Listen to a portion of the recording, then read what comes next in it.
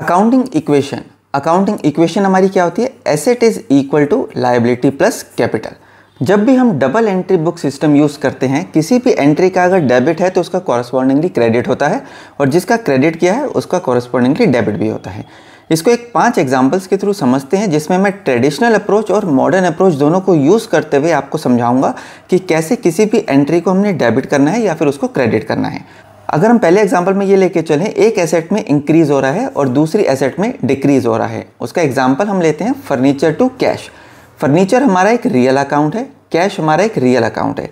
Traditional approach में देखें तो वो कहता है कि debit what comes in, credit what goes out. यहाँ पे हमारी कंपनी में फर्नीचर आया यानी एसेट इंक्रीज हुई और कैश हमारा रिड्यूस हो गया, एक एसेट रिड्यूस हो गई, तो हमने फर्नीचर को डेबिट किया क्योंकि debit what comes in. Real account में ट्रेडिशनल अप्रोच हमें ये अकाउंटिंग रूल बताती है। एक एसेट हमारी रिड्यूस हो गई, कैश रिड्यूस हो गया। इसी बात को अगर हम मॉडर्न अप्रोच में देखें, मॉडर्न अप्रोच क्या कहती है? अगर कोई भी एसेट इंक्रीज होगी तो डेबिट हो जाएगी और कोई भी एसेट डिक्रीज होगी तो वो क्रेडिट हो जाएगी। दूसरे एग्जाम्पल में यहाँ पे एसेट एक इंक्रीज हो रही है, एक एसेट को हम इंक्रीज कर रहे हैं और साथ ही साथ हमने एक लायबिलिटी को इंक्रीज कर दिया। ऐसा कौन सा एग्जाम्पल है? लेते हैं फर्नीचर टू क्रेडिटर। अब इस बार हमने फर्नीचर को उधारी पे खरीदा। फर्नीचर हमारा एक रियल अकाउंट है और क्रेडिटर हमारा एक पर्सनल अकाउंट है। Personal account, real account, nominal account, debit और क्रेडिट के डिटेल्स रूल्स मैंने अपनी यूट्यूब की वीडियो में समझाए हैं। उसका लिंक इस वीडियो के डिस्क्रिप्शन में मेंशन है, आप उसको फॉलो कर सकते हैं, देख सकते हैं।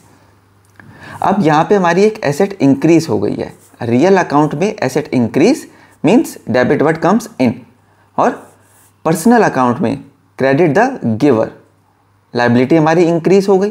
तो यहाँ पे अगर हम मॉडर्न अप्रोच की तरफ चलें, मॉडर्न अप्रोच क्या कहती है? एसेट बढ़ेगी तो डेबिट, लायबिलिटी बढ़ेगी तो क्रेडिट।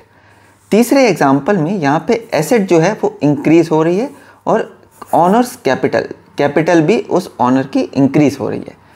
कैश कंपनी में आया तो कैश हमारा एक रियल अकाउंट है, debit what comes in. Capital हमारी लायबिलिटी है, वो हमारा पर्सनल अकाउंट है उस पर्सन की, तो वो क्रेडिट द गिवर।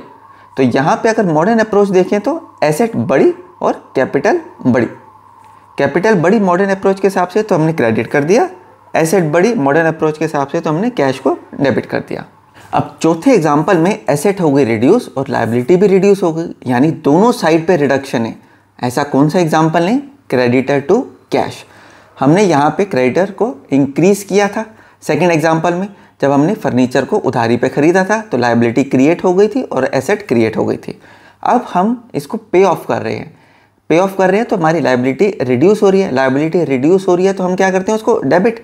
और कैश हमारा एसेट है, एसेट रिड्यूस होता है तो हम उसको करते हैं क्रेडिट, एज पर दी मॉडर्न अप्रोच। और अगर हम ट्रेडिशनल देखें तो ये हमारा पर्सनल अकाउंट है, पर्सनल अकाउंट को हम क्या कर देंगे? Debit the receiver. और कैश हमारा रियल अकाउंट है, व्हाट गोज आउट। यहाँ पे एसेट हो गई रिड्यूस और लायबिलिटी भी रिड्यूस।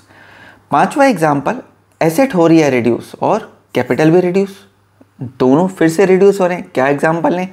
कैपिटल। थर्ड पॉइंट में जहाँ पे कैपिटल इंट्रोड्यूस करी थी, अब उसने पर्सनल यूज़ के लिए उसको विड्रॉ कर लिया। विड्रॉ कर लिया तो हम उसको कहते हैं ड्रॉइंग्स। ड्रॉइंग्स हमारा पर्सनल अकाउंट है या फिर कैपिटल अकाउंट है, और कैश हमारा रियल अकाउंट है। रियल अकाउंट में cash means what goes out, drawing personal, debit the receiver. जो ऑनर है वो रिसीव कर रहा है कैश और कैश हमारा यहाँ से जा रहा है। इसी को अगर हम मॉडर्न अप्रोच में देखें तो वो कहता है अगर कैपिटल रिड्यूस हो रही है तो डेबिट कर देंगे। कैश हमारा एसेट है, एसेट हमारा रिड्यूस हो रहा है तो उसको क्रेडिट कर देंगे।